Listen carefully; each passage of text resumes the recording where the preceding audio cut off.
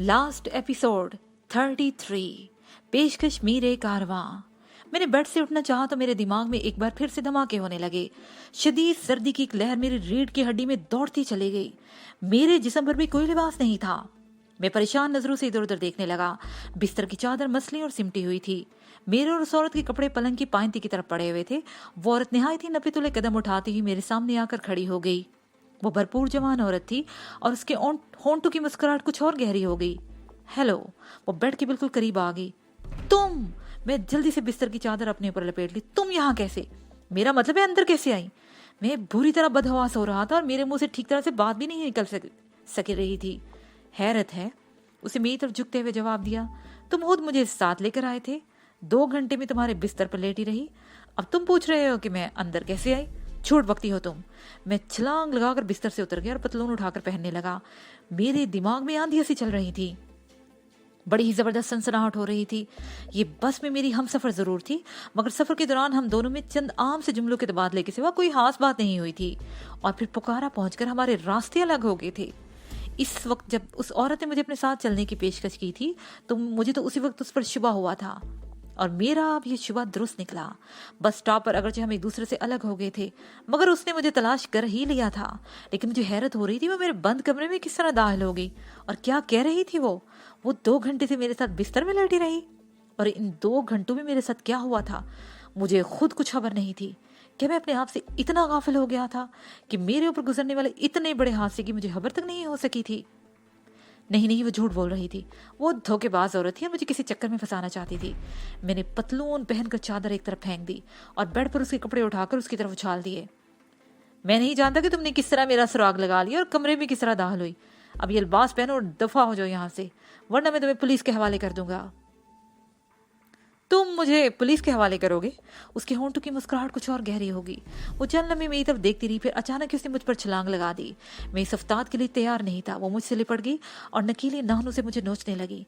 मैंने बड़ी मुश्किल से उसे खुद से अलग हटाकर बिस्तर पर फेंक दिया। वो उठकर मुझ पर हमलावर हुई और उसके साथ ही वो जोर जोर से चीख रही थी। इस वक्त रात के 3 बजे थे। सन्नाटे में चीखों की आवाज सुनकर गेस्ट हाउस के लोग जाग गए।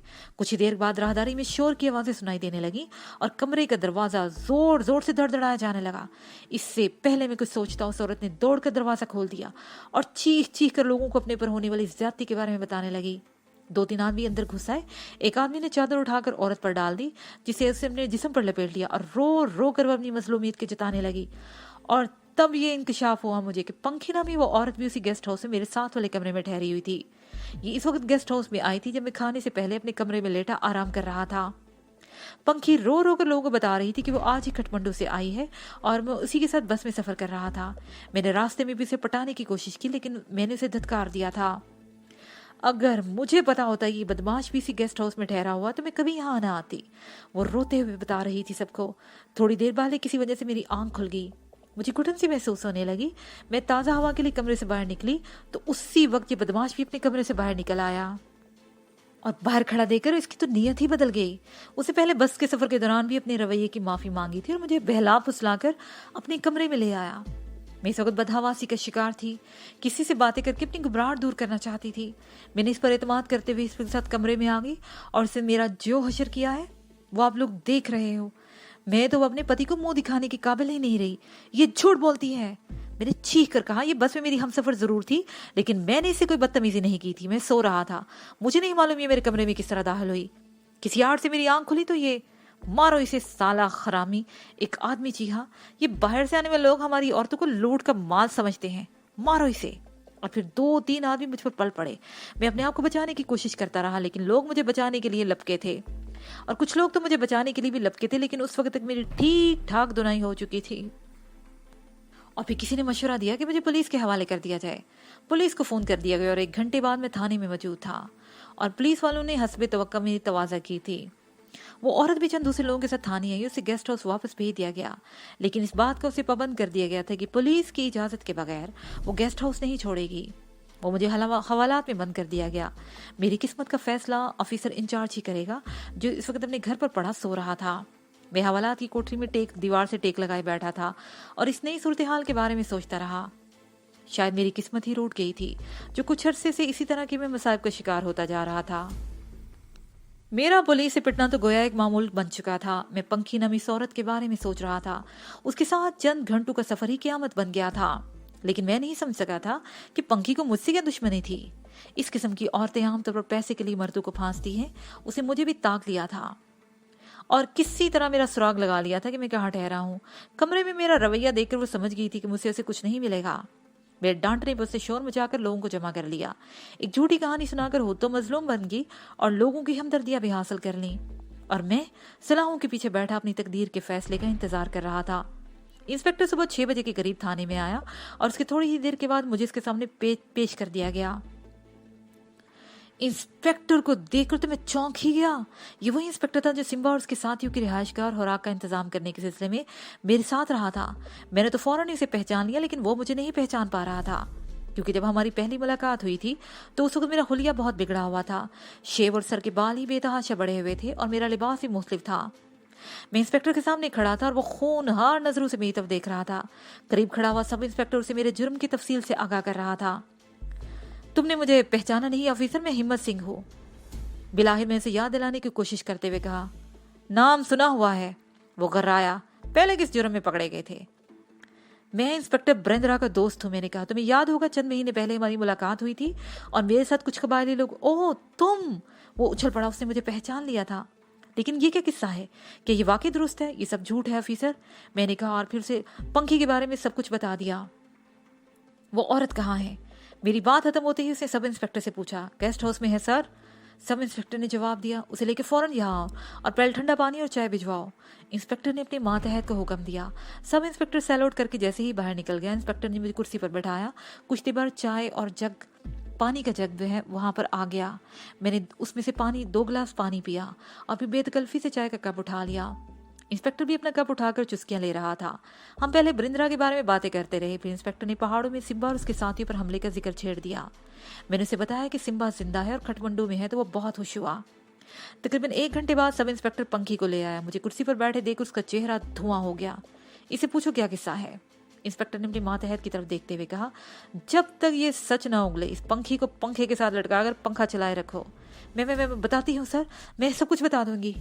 पंखी ने हाथ जोड़ दिए। वो पुलिस की मार के खौफ से ही कांप उठी थी। पंखी के कहने के मुताबिक वो एक तवाइफ थी।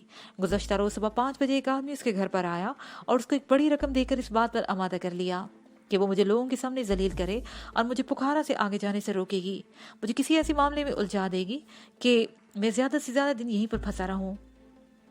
वो शख्स बस स्टॉप तक उसके साथ आया था और यहाँ आते ही उसने अपना चेहरा छुपा लिया था। मैं उस वक्त बस में बैठा हुआ था और वो दूर से मेरी निशानदेही करके चला गया था। पंखी ने बस में सफर के दौरान पहले मेरा बैग चोरी करवाया। एक छोटी सी बस्ती में बस रुकी। कुछ मुसाफिर अपना सामान उतार कर उतरे तो पंखी ने मेरा बैग भी नीचे फेंक दिया। लोग यही समझे कि वो बैग उतरने वाले मुसाफिरों के सामान में शामिल है। पुखारा पहुंचकर उसने मुझ पर डोर डालने की कोशिश की, लेकिन कामयाब नहीं हो सकी और छुपकर मेरा पीछा करती रही। उसने भी उसी गेस्ट हाउस में कमरा ले लिया था और उस ख्याल से अपने कमरे से बाहर नहीं निकली कि मेरी नजरों में ना आ जाए। इत्तेफाक से उसे मेरे साथ वाला कमरा मिला था। आधी रात के वक्त जब गहरा सुनाटा था, वो अपने कमरे से निकली। मैंने सोने से पहले दरवाजे का हज़मी कफल अंदर से लॉक कर दिया था। उसने हेयर पिन की मदद से दरवाजा बाहर से लॉक खोल लिया था और अंदर आ गई थी। मैं थका हुआ था और गहरी नींद में था। उसने क्लोरोफॉर्म में भीगा हुआ रुमाल मेरी नाक के सामने लाकर फौरन ही हटा दिया। मुझे आहिस्तगी से हिलाकर देखा और मेरे कपड़े उतारकर एक तरफ डाल दिए और खुद भी कपड़े उतारकर मेरे होश में आने का इंतजार करने लगी। क्लोरोफॉर्म का सिर्फ इतना ही असर हुआ था कि मैं तकरीबन 2 घंटों तक बेहोश पड़ा रहा। उसे जानबूझकर आहट पैदा की और खिड़की के करीब जाकर खड़ी हो गई। उसकी तवक्का के ऐन मुताबिक मैं कमरे में उसे देखकर बदहवास हो गया और उसके बाद वही हुआ जो वो चाहती थी। लेकिन यह बाजी पलटी देखकर वो खुद बदहवास हो गई। उसने उस चीज का जो खुलिया बताया तो मैं उछल पड़ा। अब मुझे कोई शुबा नहीं रहा था कि वो पंडित देराज था, जो खुद तो मेरे करीब नहीं आ सका था, लेकिन मुझे रोकने के लिए उसने एक तवाइफ की खिदमत हासिल की थी। वो मुझे गोम्पू बुद्ध इबादतगाह जाने से रोकना चाहता था, लेकिन शायद मेरे अंदर की कुव्वतें मेरी हिफाजत कर रही थी। उस रोज बहरहाल मैं अपने सफर पर रवाना नहीं हो सका। मैं सब इंस्पेक्टर के साथ गेस्ट हाउस वापस आ गया। लोगों को जब असल बात का पता चला तो उन्होंने मुझसे अपने रवैये की माफी मांगी और पंखी को बुरा भला कहने लगे।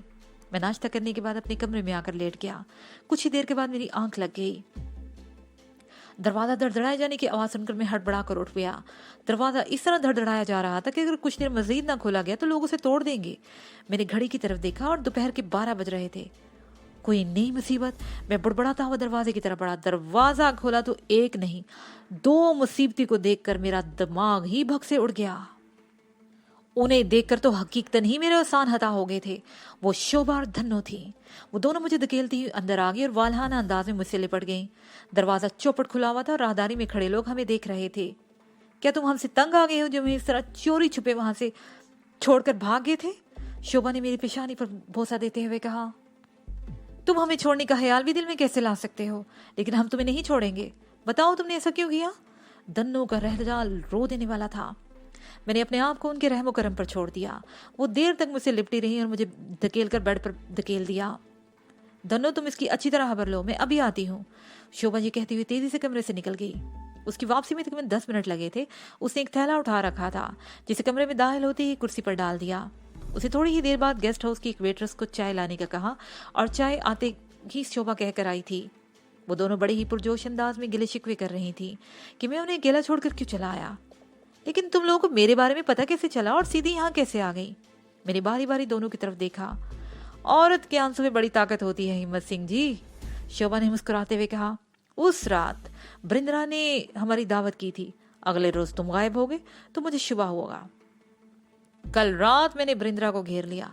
मुझे यकीन था वो तुम्हारे प्रोग्राम से वाकिफ है। पहले तो वो इनकार करता रहा, फिर मेरे आंसू देखकर वो पिघल गया। उसे बता दिया कि तुम कहाँ जा सकते हो। उसी ने हमारे लिए गाड़ी को बंदोबस्त कर दिया और सुबह सवेरे 2 आदमियों के साथ इस तरफ रवाना कर दिया। वो चंद लम्हों के लिए खामोशी, फिर बात जारी रखते हुए कहने लगी। हमारे ड्राइवर ने अक्लमंदी की कि यहाँ आते ही सबसे पहले उसने मुकामी पुलिस स्टेशन से राब्ता किया।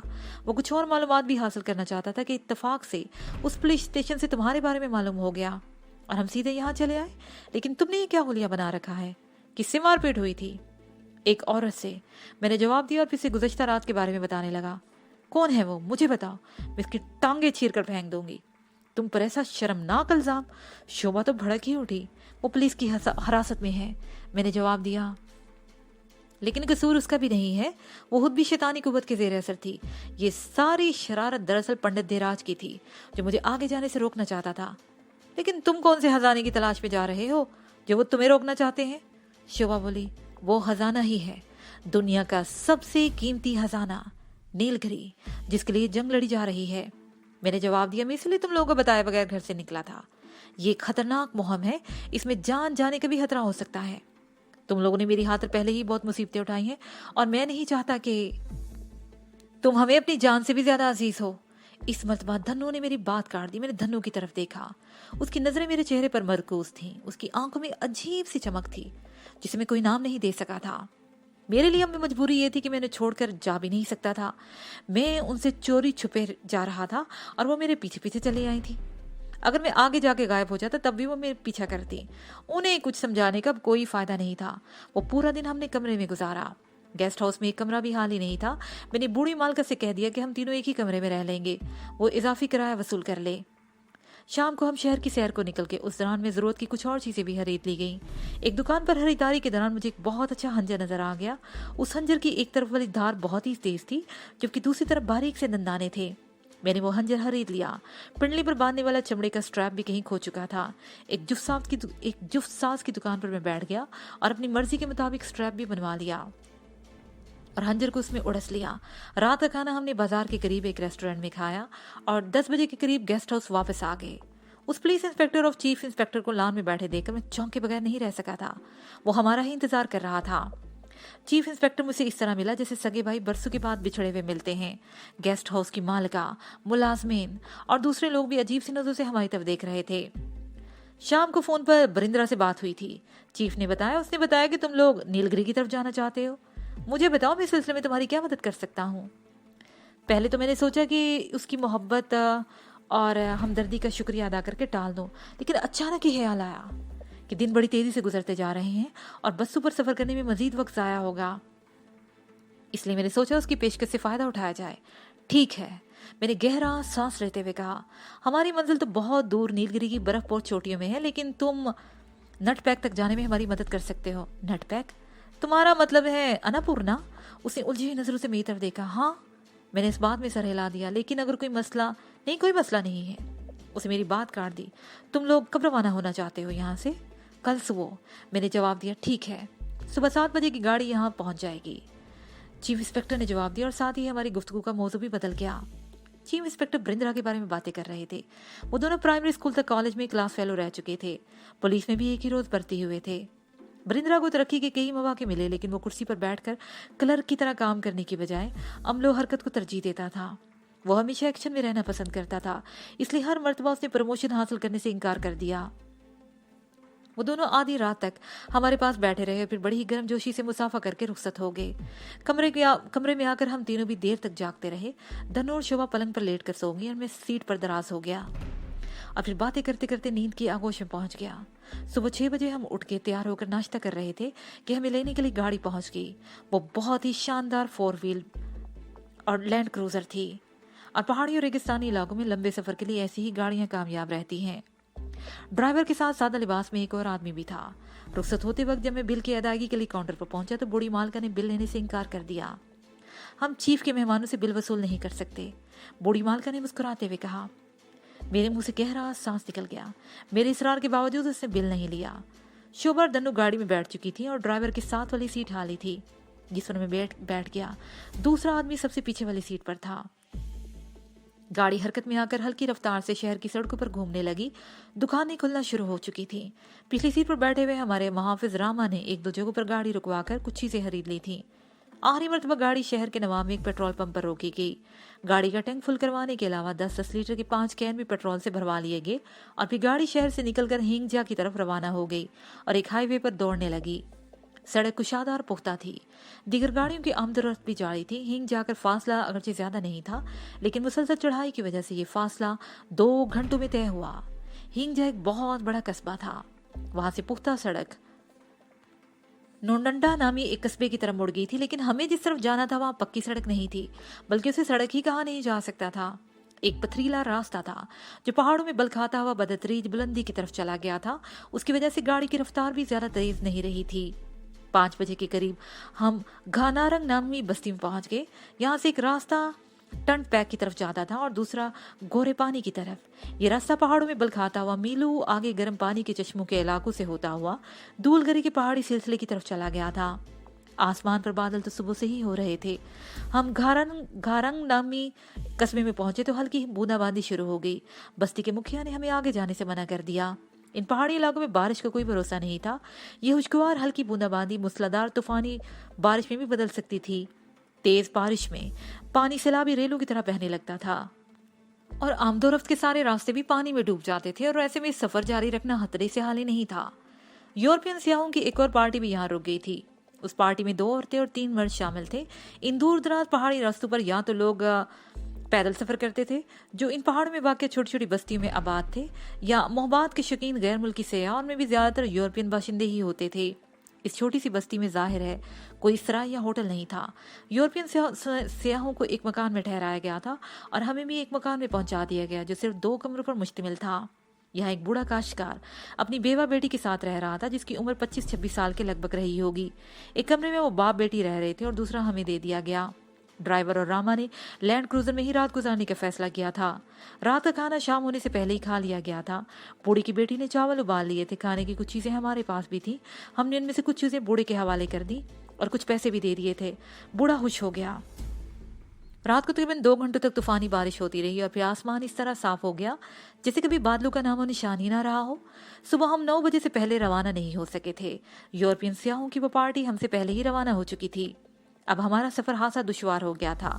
جگہ جگہ برساتی نالے اب بھی زور و شور سے بہہ رہے تھے۔ کئی جگہ سڑک بھی پانی میں ڈوبی ہوئی تھی۔ ایسی جگہوں پر ڈرائیور بہت ہی احتیاط سے کام لے رہا تھا۔ ہمارا سفر دریا موڈی کھولا کے ساتھ ساتھ جاری رہا۔ تقریباً 50 میل کا فاصلہ طے کرنے کے بعد ہمیں ہینکو نامی بستی میں ایک بار پھر رک جانا پڑا۔ یورپین سیاحوں کی پارٹی بھی وہاں رکی ہوئی تھی۔ معلوم کرنے پر پتہ چلا کہ بستی سے تقریباً 1 میل آگے ایک برساتی نالے کا پل ٹوٹ گیا ہے، اور جب تک پل کا پانی نہیں اترے گا ہم بھی آگے نہیں جا سکیں گے۔ اس روز ہم ہینکو نامی اس بستی سے آگے نہیں جا سکے تھے۔ پہاڑ کی چوٹی پر پھر بادل نمودار ہونے لگے اور ہم دعا مانگنے لگے کہ مزید بارش نہ ہو۔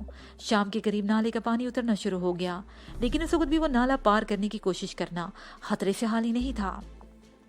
वो रात भी हमने उसी बस्ती में गुजारी। सुबह हम जल्दी उठ गए।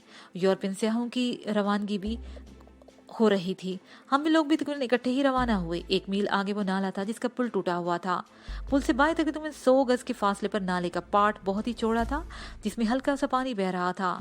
यूरोपियन सियाहों की गाड़ी नाले में उतरी और हमने भी अपनी गाड़ी उनके पीछे डाल दी। अगरचे मैदानी इलाका होता तो कीचड़ में नाला पार करना मुश्किल हो जाता, मगर ये पहाड़ी इलाका था। नाले की तह में भी पत्थर बिछे हुए थे जिसकी वजह से ये रास्ता पार करने में बहुत ज्यादा दुश्वारी पेश नहीं आई। हम इस वक्त दरिया के किनारे बिल्कुल साथ साथ बैठे सफर कर रहे थे। रास्ता बड़ा ही खतरनाक था। एक तरफ 60-70 फुट नीचे ढलान में दरिया बह रहा था और दूसरी तरफ सड़क के बिल्कुल साथ साथ हजारों फुट बुलंद संगलाख चट्टानें थी। वो रास्ता भी इतना चौड़ा था कि 2 गाड़ियां बमुश्किल एक दूसरे को क्रॉस कर सकती थीं। यूरोपियन सियाहों की वैगन भी हमसे तकरीबन 50 गज आगे जा रही थी। सड़क के बाएं तरफ थोड़े थोड़े फासले पर 3-3 फुट ऊंचे सतून लगे हुए थे। इनके आगे ढलान शुरू हो जाती जो दरिया तक चली गई थी। अचानक एक जोरदार धमाका हुआ और मैं अपनी सीट पर उछल पड़ा, लेकिन फौरन ही संभल गया। हमारी गाड़ी को तो कुछ नहीं हुआ था। आगे जाने वाली सियाहों की वैगन का एक टायर ब्रस्ट हो गया था और वैगन लहराती हुई चट्टान की तरफ किनारे पर रोक ली गई। हमारे सामने नशेब था। इस कदर पुरशोर आवाज से धमाका हुआ था कि हमारा ड्राइवर भी उसी तरह उछलकर बदहवास हुआ था कि स्टीयरिंग उसके हाथ से छूट गया। ये जरा सी गफलत खतरनाक साबित हुई और गाड़ी सड़क पर लहराती हुई सड़क के किनारे एक सतून से जाकर टकराई और एकदम मुड़ गई। पिछली सीट पर बैठे हुई धनु और शोभा भी बुरी तरह चीखते हुए उछल पड़ी। आखिरी सीट पर बैठे हुए रामा ने पिछला दरवाजा खोलकर छलांग लगा दी। गाड़ी ड्राइवर से बेकाबू होकर तेजी से दरिया की तरफ ढलान पर उतर रही थी और मेरे दिमाग में तो धमाके से हो रहे थे। ढलान तकरीबन 45 के जाविये पे थी। अगर वो अमूदी होती तो गाड़ी अब तक कलाबाजी खा चुकी होती। गाड़ी संभालो, ब्रेक लगाओ, मैं चीहा। ड्राइवर ने स्टीयरिंग तो संभाल लिया, लेकिन वो इस कदर बदहवास था कि उसे ब्रेक की बजाय एक्सीलेटर पर पैर रख दिया और गाड़ी की रफ्तार एकदम बढ़ गई। मैंने सामने देखा और मेरा दिमाग को एक और जोरदार झटका लगा। पंडित धीराज दिरा के पानी पर इस तरह खड़ा था जैसे पुख्ता फर्श पर खड़ा हो। उसके बदन पर मुख्तसिर सा लंगोट था और सर पर पगड़ी। उसे दोनों हाथ इस तरह फैला रखे थे जैसे किसी को अपनी आगोश में लेने के लिए तैयार हो। मैंने सर झटककर ड्राइवर के पैरों की तरफ देखा। मेरे पेट में नाव के करीब गिरह सी पड़ने लगी थी। मेरे अंदर की शक्ति बेदार हो गई थी। मेरी आंखों से मकनातीसी लहरें सी खारिज होने लगी। ड्राइवर का पैर एक्सीलेटर से हट गया था और क्लच प्लेट खुद ब खुद आहिस्ता आहिस्ता नीचे दबने लगी। गाड़ी की रफ्तार कम हो गई थी, लेकिन बहुत देर हो चुकी थी। दरिया का पानी अब सिर्फ चंद फुट के फासले पर रह गया था। मैंने एक बार फिर सामने देखा। पंडित धीराज अब भी पानी की सतह पर खड़ा था, लेकिन उसकी आंखों में अब वहशत सी उभर आई थी। उसे अपनी नजरें उस तरफ पानी में गाड़ दी। हमारे दरमियान अगरचे 30-40 फुट का फासला था, लेकिन लगता था जैसे हम एक दूसरे के सामने एक हाथ के फासले पर खड़े हों। पंडित धीराज इस तरह लड़खड़ाया जैसे उसके पैरों के नीचे से जमीन निकल गई हो। उसकी आंखों में वहशत फैलती चली गई। उसके पैरों के नीचे जमीन नहीं, पानी निकल रहा था। वो आहिस्ता आहिस्ता पानी में धंस रहा था। वो दोनों हाथ लहराते हुए चीख रहा था, लेकिन वो आहिस्ता आहिस्ता पानी में धंसता रहा और बिलाही नजरों से ओझल हो गया। उसकी पीले रंग की पगड़ी पानी की सतह पर तैरती रह गई थी।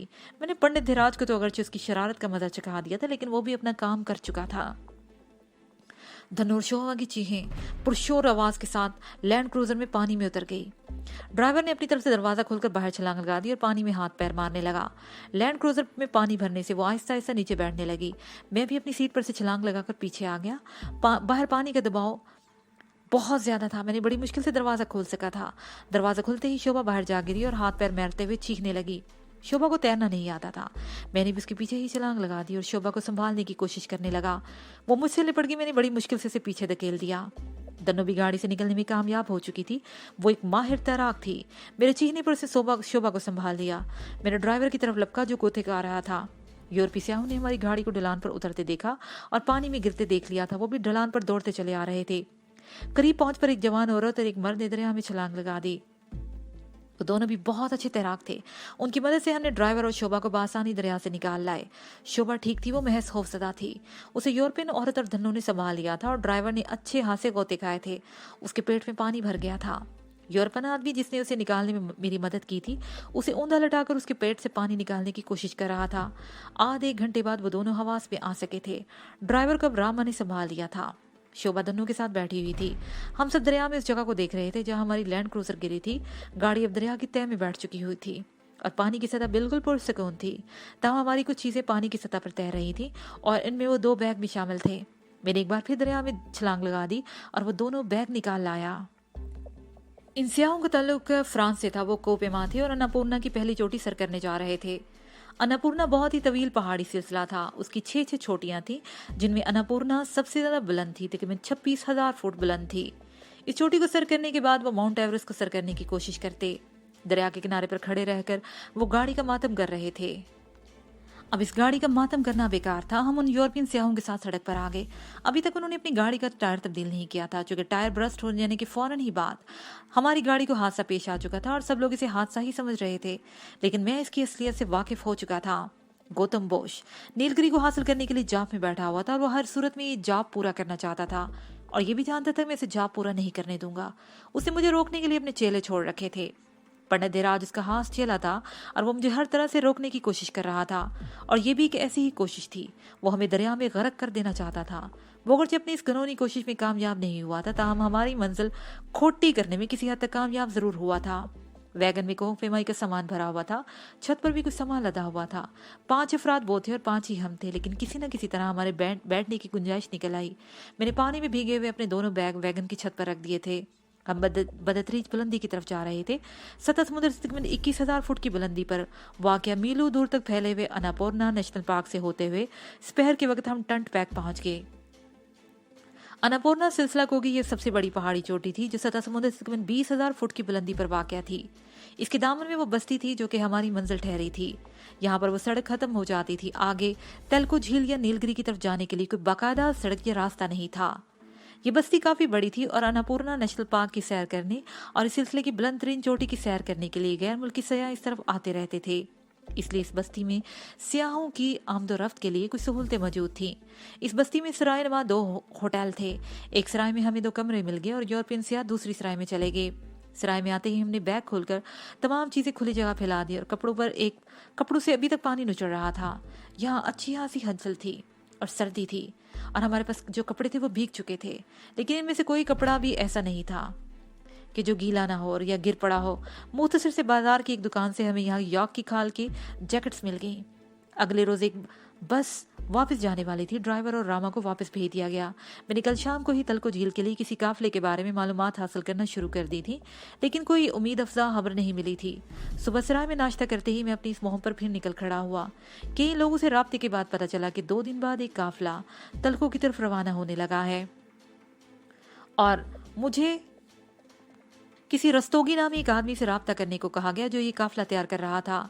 रस्तोगी बस्ती के कहवाने में बैठा हुआ मिल गया। वो दरमियानी कद और घुटे हुए जिस्म का मालिक था। उसकी उम्र 45 और 50 के दरमियान रही होगी। अकीदे के लिहाज से वो बुद्ध का पैरोकार था।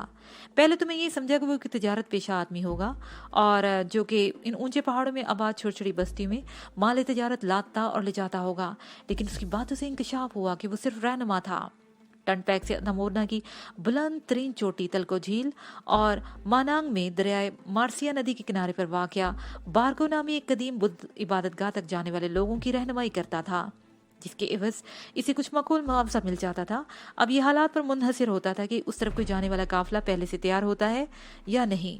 इत्तफाक से उस वक्त 3 अफराद ऐसे थे जो तलको झील की तरफ जाने को तैयार थे। उनमें से एक उधेड़ उम्र अमेरिकी औरत थी जो कि एक मुसन्निफा थी जो दुनिया के मुख्तलिफ ममालिक की सियाहत पर कई किताबें लिख चुकी थी। मार्था नामी ये औरत 2 महीनों से नेपाल की सियाहत पर थी और पिछले 3 दिनों से इस बस्ती में ठहरी हुई थी। वो तलको झील से होते हुए मनांग की उस वो 3 दिन से इस बस्ती में ठहरी हुई थी। वो तलको झील से होते हुए मनांग की बारगो बुद्ध इबादतगाह तक जाना चाहती थी, जहां से वो बस के जरिए मुक्तिनाथ नामी कस्बे का रुख करती। वहां भी बुद्ध की 2-3 कदीम इबादतगाहें थी। चंद रोज वहां क्याम करने के बाद वो मस्तांग चली जाती, जहां दिलचस्प रस्मों के बारे में मालूमात हासिल करने के अलावा मस्तांग के राजा और महारानी से मुलाकात करके अपनी किताब के लिए मवाद जमा करती। मार्था के अलावा 2 आदमी और भी थे। वो हिंदुस्तानी थे। वो दोनों ही मोहनजो किस्म के आदमी थे। ताला आजमाई उनका पेशा था। वो इन इलाकों में घूमते रहते थे जहां पहाड़ों में कीमती मादनियातें मिलने की कुछ तवक्का होती थी।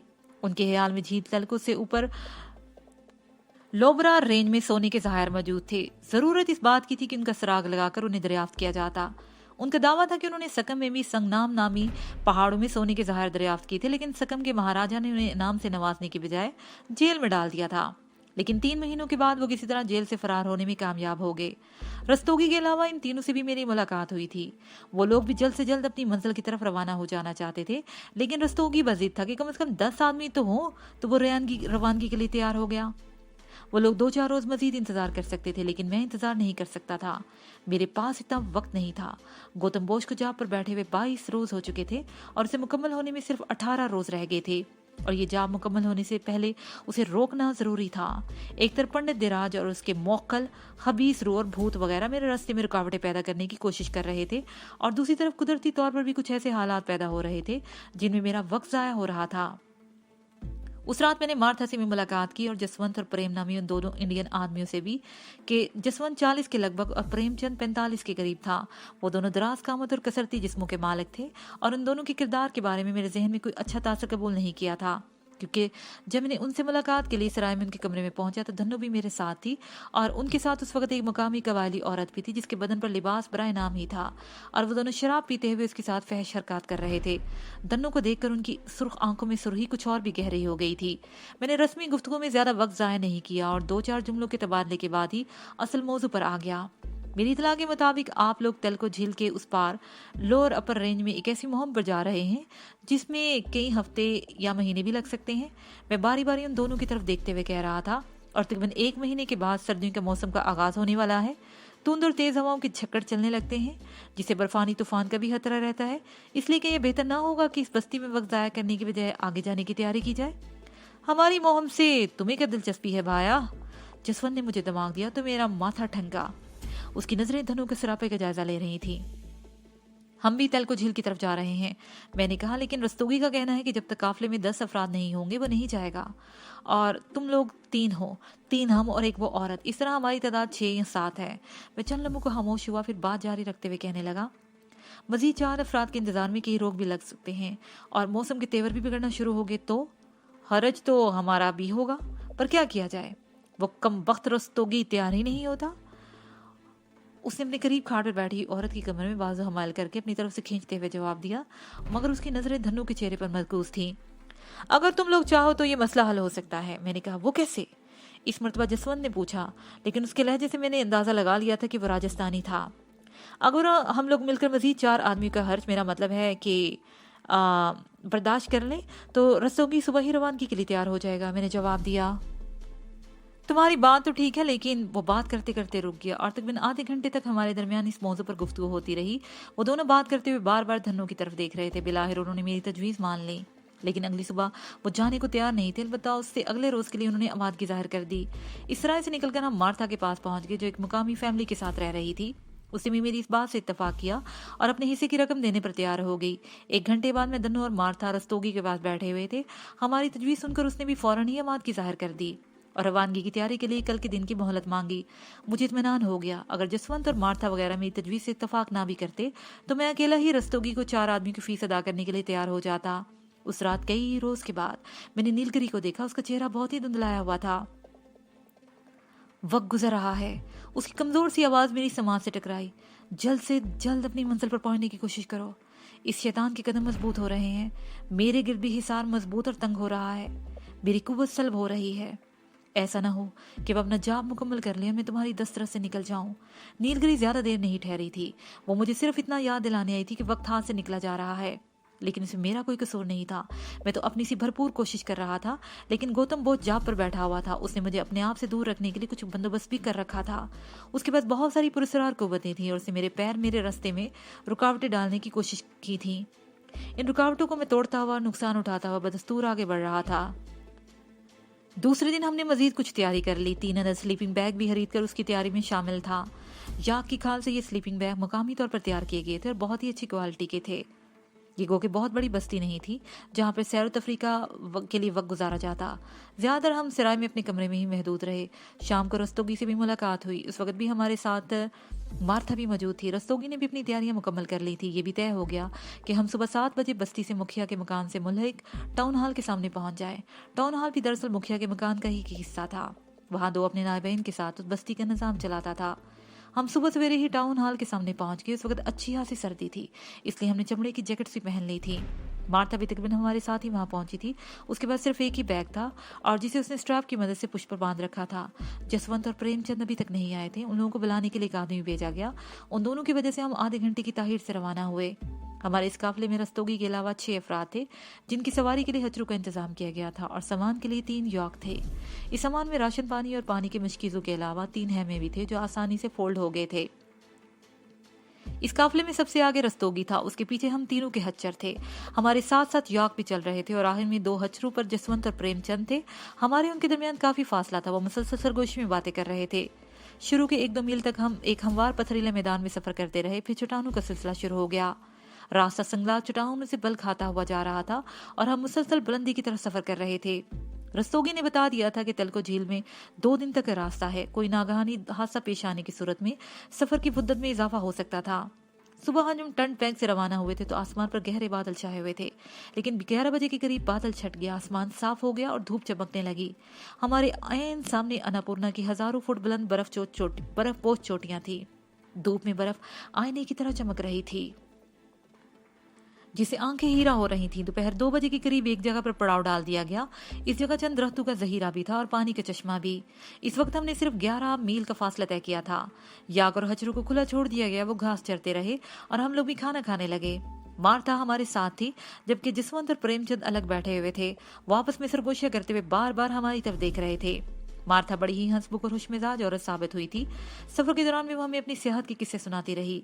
मार्था की उम्र 40 और 45 के दरमियान रही होगी।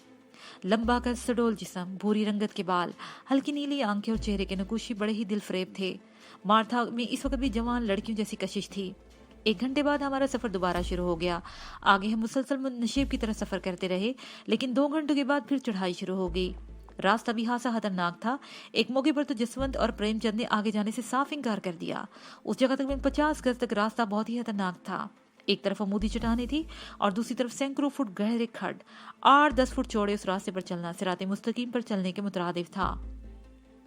जसवंत और प्रेमचंद का इसरार था कि कोई और रास्ता तलाश किया जाए, लेकिन रस्तोगी के कहने के मुताबिक मीलों दूर तक और कोई रास्ता नहीं था। इस खौफनाक रास्ते पर चलते हुए हमें भी डर लग रहा था। हम सलामती की दुआएं मांगते हुए चट्टानों के साथ साथ पैदल चलते रहे। हर एक ने अपने अपने हचर की रस्सी पकड़ रखी थी। किसी हादसे के बगैर हमने ये पुलसरात पार कर लिया था। उसके बाद हम मजीद 2 घंटों तक अपना सफर जारी रख सके थे। सूरज पहाड़ों के पीछे रूपोश हो गया और शाम के धुंधलके फैलने लगे। इस मर्तबा जिस जगह पर पड़ाव डाला गया तो उस जगह को देखकर अंदाजा लगाया जा सकता था कि यहाँ पहले भी कैंप लगते रहे थे। एक चट्टान के पास 2 जगहों पर पत्थर रखकर चूल्हे बनाए गए थे। कोयले और जली हुई लकड़ियां भी वहां बिखरी पड़ी थी। इन चूल्हों से जरा हटकर सूखी हुई लकड़ी का एक ढेर भी वहां पड़ा हुआ था। चारों तरफ बुलंद चट्टानों के दरमियान ये एक छोटा सा मैदान पड़ाव के लिए बड़ी अच्छी जगह थी। यहाँ एक चश्मा भी था। रस्तोगी एक याक से सामान उतारते हुए बता रहा था कि वह तलको झील की तरफ जाने के लिए हमेशा यही रास्ता इख्तियार करता है और रात गुजारने के लिए इसी जगह पड़ाव डाला जाता है। आखिरी मरतबा वो 3 महीने पहले इस तरफ आया था। हैमे लगाने में मैं भी उसकी मदद करने लगा और मार्था के एक हैमे की चट्टान की आड़ में करीब करीब लगाए गए थे, जबकि रस्तोगी और जसवंत वगैरह के हैमे वहां से काफी दूर हटकर लगाए गए थे। चारों तरफ बुलंद चट्टान की वजह से अगरचे तेज हवा रुकी हुई थी, लेकिन जैसे जैसे शाम ढल रही थी सर्दी की शिद्दत में इजाफा हो रहा था। सामान उतारने के बाद याक और हचल खुले छोड़ दिए गए। रस्तोगी पत्थरों से बने हुए चूल्हे के पास लकड़ियां जमा करने लगा। मैंने जसवंत से माचिस लेकर चूल्हे में लकड़ियां जला दी और दूसरे कामों में रस्तोगी की मदद करने लगा। शाम का अंधेरा गहरा हो रहा था। 3-4 मछली जलाकर चट्टानों की आड़ में जमीन में गाड़ दी गई थी और उनकी लरसती हुई रोशनी में हरकत करते हुए हमारे साए बड़े ही पुरस्कार तासा दे रहे थे। रस्तोगी खाना तैयार कर चुका था। उबले हुए चावल थे और याक का हुशकोश जिसे तवे पर तल लिया गया। खाने के दौरान में जसवंत और प्रेमचंद भी हमारे साथ ही बैठे थे। खाने के दौरान में वो बार बार धन्नो और मार्था की तरफ देख रहे थे। खाने के बाद रस्तोगी ने बर्तन वगैरह धोकर समेट लिया और चूल्हे पर लकड़ियों का अंबार डाल दिया। अलाव रोशन हो गया। हम अलाव के गिर्द बैठकर गप्पे हाँसते रहे। मार्था इस वक्त भी अपनी सेहत के किस्से सुना रही थी। रस्तोगी हमसे कुछ दूर एक पत्थर पर बैठा हुआ था। उसने ऊंची आवाज में एक गीत अलापना शुरू कर दिया। गीत का मामूल तो महफूम तो समझ में नहीं आ सका था, लेकिन उसकी आवाज में बड़ा सोच था। चट्टानों में बाज गश्ती पैदा करती उसकी पुरसोज आवाज बड़ा ही पुरसरार तासर दे रही थी। रात 11 बजे के करीब मार्था उठकर अपने हैमे में चली गई। थोड़ी देर के बाद धन्नो भी उसके पास पहुंच गई। दिन भर के सफर के दौरान वो दोनों में गहरी दोस्ती हो गई थी। मार्था धन्नो से उसके कबीले के रस्म और रिवाज के बारे में पूछती रही। अलाव के शोले खत्म हो गए। अब सिर्फ कोयले दहक रहे थे। जसवंत और प्रेमचंद भी अपने हैमे में चले गए। मैं और शोभा कुछ देर के लिए वहां बैठे रहे, फिर अपने हैमे की तरफ आ गए। अपने हैमे के आने से पहले ही मैंने मार्था वाले हैमे में झांक कर देखा। मार्था मशल की रोशनी में डायरी लिख रही थी और दोनों नीम दराज उसकी तरफ देख रही थी। मैं अपने हैमे में आ गया। सर्दी बढ़ रही थी। शोभा अपने स्लीपिंग बैग में घुस गई। मैं भी अपने बैग में घुस गया और उसके करीब ही लेट गया। ये स्लीपिंग बैग वाकई बड़े काम की चीज साबित हुआ था, और मैं भी ये जरूर कहूंगा कि ऐसे शदीद मौसम में स्लीपिंग बैग में सोने का मजा ही कुछ और है। हचरू पर दिन भर सफर के बाद हम बुरी तरह थक चुके थे। शोभा तो लेटते ही सो गई। मेरी आंख भी बंद हो गई और एक फिर चीख की आवाज सुनकर मेरी आंख खुल गई। वो नस्वानी चीख थी और पूरी पहाड़ी इलाके में बाजगश सी आवाज पैदा करती मालूम हो रही थी। पहले मैंने उसे अपना वहम समझा, लेकिन वो चीख दोबारा सुनाई दी तो मैं बड़ी तेजी से स्लीपिंग बैग से जिप खोलकर बाहर निकल आया। शोभा भी अब गहरी नींद में थी। मैंने हैमी का पर्दा निकालकर बाहर निकल रहा था तो चीख तीसरी मर्दा सुनाई दी। मैं हैमी से निकलकर इधर उधर देखने लगा। दाएं तरफ चट्टान के करीब कुछ खियोले एक दूसरे से गुत्थम गुत्था नजर आ रहे थे। मार्था वाले हैमी का पर्दा भी हटा हुआ था। अंदर मशल जल रही थी, लेकिन वहां कोई नहीं था। मुझे सूरत हाल का अंदाजा लगाने में दुश्वारी पेश नहीं आई। मैंने उन्हें होलों की तरफ दौड़ लगा दी। वो जसवंत और प्रेमचंद थे जो दन्नू और मार्था को खींचते हुए लेके जा रहे थे। जसवंत शायद दन्नू को घसीटता हुआ चट्टान की दूसरी तरफ ले गया था और मैं मार्था को छुड़ाने के लिए प्रेमचंद की तरफ लपका तो फजा में अचानक ही फायर की आवाज से गूंज उठी। उसके साथ ही प्रेमचंद की चीखती आवाज सुनाई दी, रुक जाओ, आगे बढ़े तो मैं गोली मार दूंगा। मैं रुक गया। प्रेमचंद मार्था के घसीटता हुआ चट्टान की आड़ में ले गया। मार्था मुसलसल चीख रही थी और चट्टान की दूसरी तरफ से धन्नू की चीखें भी सुनाई दे रही थी। इसी दौरान में रस्तोगी भी अपने हैमे से बाहर आ। क्या हुआ? ये कौन चीख रहा था? उसने पूछा। वो प्रेमचंद वगैरह को नहीं देख सका था। वो दोनों बदमाश मार्था और धन्नू को ले गए हैं इस चट्टान के पीछे। मैंने उसे बताया। तुम उस तरफ से आगे बढ़ो, मैं इस तरफ से जाता हूँ, रस्तोगी ने कहा और चट्टान के साथ एक तरफ दौड़ गया। मैं भी चट्टान के साथ साथ आगे बढ़ने लगा और आड़ से जान कर देखा तो वो दोनों शैतान धंगो और मार्था को धकेलते हुए आगे वाले चट्टानों की तरफ लेके जा रहे थे। मैं जैसे ही आगे बढ़ा तो प्रेमचंद ने फायर कर दिया। गोली मेरे सर के ऊपर से गुजर गई। मैंने एक पत्थर के पीछे छलांग लगा दी और फिर पतलून का पांचा उठाकर हंजर निकाल लिया। अगर अब तुमने आगे आने की कोशिश की तो मैं इन दोनों औरतों में से कोई जिंदा नहीं बचेगी। प्रेमचंद ने चीख कर कहा, तुम सबकी भलाई इसी में है कि कोई आगे आने की कोशिश न करे। आधे घंटे के बाद हम दोनों औरतों को छोड़ देंगे। मैं पत्थर की आड़ में देखता रहा। जसवंत काफी आगे था। प्रेमचंद ने एक हाथ धनु के गले में लपेट रखा था और वो तकरीबन से घसीटता हुआ उल्टे कदमों पीछे हटता चला जा रहा था। चट्टान की दूसरी तरफ से खियोला सा नमोदार हुआ। वो रस्तोगी था जो दूसरी तरफ से इन्हें घेरने की कोशिश कर रहा था। वो बड़े ही मुहतात अंदाज में जसवंत की तरफ बढ़ रहा था जो मार्था को गिरफ्त में लेकर पिछले चट्टान के करीब पहुंच गया था। रस्तोगी का पैर किसी छोटे से पत्थर से टकराया। जसवंत ने तेजी से मुड़कर फायर कर दिया। रस्तोगी के मुंह से खौफनाक चीख निकली। वो नीचे झुकता चला गया, लेकिन दूसरी ही लम्हे हैरत अंगेज तौर पर वो हवा में उड़ता हुआ जसवंत पर पड़ा और मार्था पर गिरा। मार्था भी इनके साथ ही नीचे गिरी थी। उसके मुंह से चीख निकल गई। रस्तोगी और जसवंत गत्थम गत्था हो गए। प्रेमचंद भी एक लम्हे के लिए उस तरफ मुतवज्जा हुआ था और मैंने इस मौके से फायदा उठाते हुए अपनी जगह से छलांग लगा दी। प्रेमचंद ने बदहवास होकर फायर कर दिया, लेकिन बदहवासी में उसकी चलाई की गोली मेरा कुछ ना बिगाड़ सकी। मैं हवा में उड़ता हुआ प्रेमचंद से टकराया। वो धन्नू के साथ लेटता हुआ पुश के बर गिरा। धन्नू तड़प कर उसकी गिरफ्त से निकल गई। प्रेमचंद ने लौट लगाकर एक तरफ पलटने की कोशिश की, लेकिन वो मुझसे ना बच सका। मैं सबसे पहले उसके दाएं कंधे के जोड़ पर खड़ी हथेली का खूब हाथ मारा। वो चीख उठा और पिस्तौल उसके हाथ से निकल गया। और फिर मैंने उस पर 2-3 और वार किए जो हासिकारी साबित हुए, लेकिन एक मौके पर उस पर दाव चल गया और उसने मुझे उछालकर दूर फेंक दिया। मैं पुश के बल गिरा। मेरा सर एक पत्थर से टकराया था। मेरा तो दिमाग ही झंझना उठा, लेकिन बिलाहिर उसकी गर्दन पर मेरी गिरफ्त पड़ गई। मैंने सारा दबाव उसकी गर्दन पर डाल दिया। प्रेमचंद अपनी गर्दन छुड़ाने के लिए पूरी ताकत इस्तेमाल कर रहा था, लेकिन मेरा वो दाव था ही बहुत खास जिसके बारे में मैं दावा कर सकता था कि कोई इसके बच्चे निकल नहीं सकता था। मैं प्रेमचंद की गर्दन को पे दर पे झटके दे रहा था, लेकिन सुअर की तरह अकड़ी हुई उसकी गर्दन में मामूली सी लचक भी पैदा नहीं हो रही थी। लेकिन फिर मैंने अपनी कोशिश जारी रखी। अरे था तो वो इंसान ही ना, और गर्दन भी लोहे की तो नहीं थी। कड़क की हल्की सी आवाज उभरी और प्रेमचंद बुरी तरह मचला। उसके हलक से अजीब सी हड़हड़ाहट की आवाज निकली। मैंने एक और झटका दिया और फिर पैर दर पैर झटके देता चला गया। सुअर की तरह अकड़ी गर्दन अब भी रबड़ जैसी लचक पैदा हो गई थी। चंद मजीद झटके देने के बाद मैंने उसे छोड़ दिया। वो पत्थरों पर पानी से निकली हुई मछली की तरह तड़पने लगा और फिर उसी वक्त पैर दर पैर फायरिंग की आवाज सुनकर मैं उछल पड़ा। 3 गोलियां चली थी और उसके साथ ही पत्थरों पर दौड़ते हुए कदमों की आवाज सुनाई दी। मैंने उस तरफ देखा। जसवंत दौड़ता हुआ चट्टानों में गायब हो गया और रस्तोगी उसके पीछे दौड़ रहा था। मैंने भी उसके पीछे दौड़ लगा दी। रस्तोगी रुक गया। जसवंत के हाथ में पिस्तौल था और वो इधर उधर देख रहा था। भाग गया कम बख्त, अब वापस आने की जरूरत नहीं करेगा। रस्तोगी ने मेरी तरफ देखते हुए कहा, दूसरे हरामी के क्या हुआ? खत्म हो गया, उसकी लाश वहां पड़ी है। मैंने उसकी तरफ इशारा किया। मार्था दोनों भी दौड़कर हमारे करीब आ गई थी। दोनों तो मुझसे लिपट गई। मैंने मार्था को हाथ से उस तरफ खींचकर उसका कंधा दबाया, थपथपाया और वो हासी खौफजदा थी। वो जख्मी है और उसे गोली लगी है। मार्था ने रस्तोगी की तरफ इशारा करते हुए कहा। उसी लम्हे में उसकी आवाज में थरथराहट माया थी। मैं फौरन ही रस्तोगी की तरफ मुतवज्जा हो गया। उसके बाएं बाजू में गोली लगी थी जो कि गोश्त को चीरती ही आगे निकल गई थी। میں فوراً ہی رستوگی کی طرف متوجہ ہو گیا. اس کے بائیں بازو میں گولی لگی تھی جو گوشت کو چیرتی ہوئی نکل گئی تھی. یہ گولی رستوگی کو اس وقت لگی تھی جب اس نے چٹان کی آڑ سے نکل کر جسونت پر چھلانگ لگائی تھی. ہم تیز قدم اٹھاتے ہوئے کیمپ کی طرف بڑھ گئے. شوبھا اپنے خیمے کے سامنے بدحواس کھڑی تھی. ہمیں دیکھتے ہوئے ہماری طرف لپکی. اس کی آنکھ آخری 3 گولیوں کی آواز سن کر کھلی تھی. جب اسے صورتحال کا پتہ چلا تو وہ کچھ اور بدحواس ہو گئی. اس کے ساتھ ہی والیوم 6 اپنے اختتام کو پہنچا. اس دلچسپ ترین داستان کے بقیہ واقعات 7ویں حصے میں ملاحظہ فرمائیں.